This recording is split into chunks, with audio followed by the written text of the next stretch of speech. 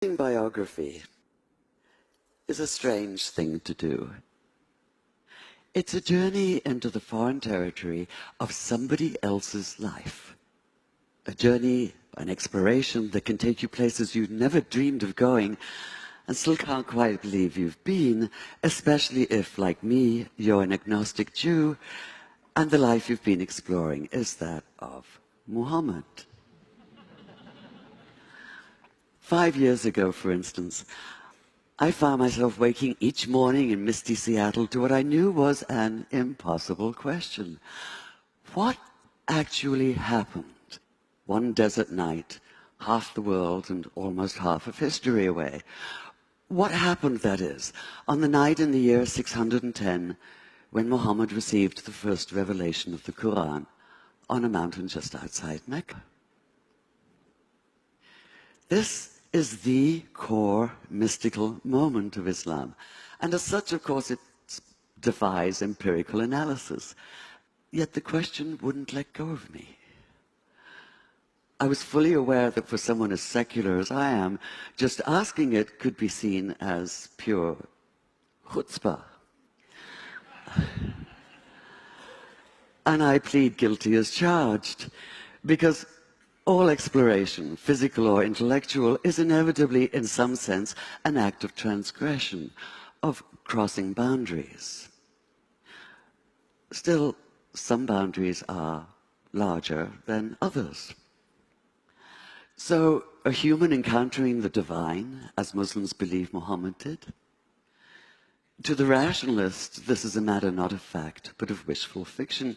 And like all of us, I like to think of myself as rational, which might be why when I looked at the earliest accounts we have of that night, what struck me even more than what happened was what did not happen. Muhammad did not come floating off the mountain as though walking on air. He did not run down shouting, "Hallelujah," and "Bless the Lord." He did not radiate light and joy. There were no choirs of angels, no music of the spheres, no elation, no ecstasy, no golden aura surrounding him, no sense of an absolute foreordained role as the messenger of God. That is, he did none of the things that might make it easy to cry foul, to put down the whole story as a pious fable. Quite the contrary. In his own reported words, he was convinced at first that what had happened couldn't have been real. At best, he thought it had to have been a hallucination, a trick of the eye or the ear perhaps, or his own mind working against him. At worst, possession, and he'd been seized by an evil jinn, a spirit out to deceive him, even to crush the life out of him. In fact, he was so sure that he could only be Majnun, possessed by a jinn, that when he found himself still alive, his first impulse was to finish the job himself, to leap off the highest cliff and escape the terror of what he'd experienced by putting an end to all experience. So the man who fled down the mountain that night trembled not with joy, but with a stark, primordial fear. He was overwhelmed not with conviction, but by doubt. And that panicked disorientation, that sundering of everything familiar, that daunting awareness of something beyond human comprehension, can only be called a terrible awe. This might be somewhat difficult to grasp now that we use the word awesome to describe a new app or a viral video. With the exception, perhaps, of a massive earthquake, we're protected from real awe.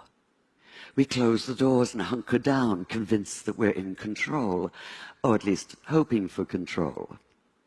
We do our best to ignore the fact that we don't always have it, and that not everything can be explained. Yet, whether you're a rationalist or a mystic, whether you think the words Muhammad heard that night came from inside himself or from outside, what's clear is that he did experience them, and that he did so with a force that would shatter his sense of himself and his world, and transform this otherwise modest man into a radical advocate for social and economic justice. Fear was the only sane response, the only human response. Too human for some, like conservative Muslim theologians who maintain that the account of his wanting to kill himself shouldn't even be mentioned, despite the fact that it's in the earliest Islamic biographies. They insist that he never doubted for even a single moment, let alone despair. Demanding perfection, they refuse to tolerate human imperfection. Yet what exactly is imperfect about doubt? As I read those early accounts, I realized it was precisely Muhammad's doubt that brought him alive for me, that allowed me to begin to see him in full, to accord him the integrity of reality. And the more I thought about it, the more it made sense that he doubted, because doubt is essential to faith. If this seems a startling idea at first, consider that doubt, as Graham Greene once put it, is the heart of the matter. Abolish all doubt, and what's left is not faith, but absolute, heartless conviction. You're certain that you possess the truth, inevitably offered with an implied uppercase T, and this certainty quickly devolves into dogmatism and righteousness, by which I mean a demonstrative overweening pride in being so very right. In short, the arrogance of fundamentalism. Could Muhammad have so radically changed his world without such faith? Without the refusal to cede to the arrogance of closed-minded certainty? I think not. After keeping company with him as a writer for the past 5 years, I can't see that he'd be anything but utterly outraged at the militant fundamentalists who claim to speak and act in his name in the Middle East and elsewhere today. He'd be appalled at the repression of half the population because of their gender. He'd be torn apart by the bitter divisiveness of sectarianism. He'd call out terrorism for what it is, not only criminal, but an obscene travesty of everything he believed in and struggled for. He'd say what the Quran says: anyone who takes the life of all humanity.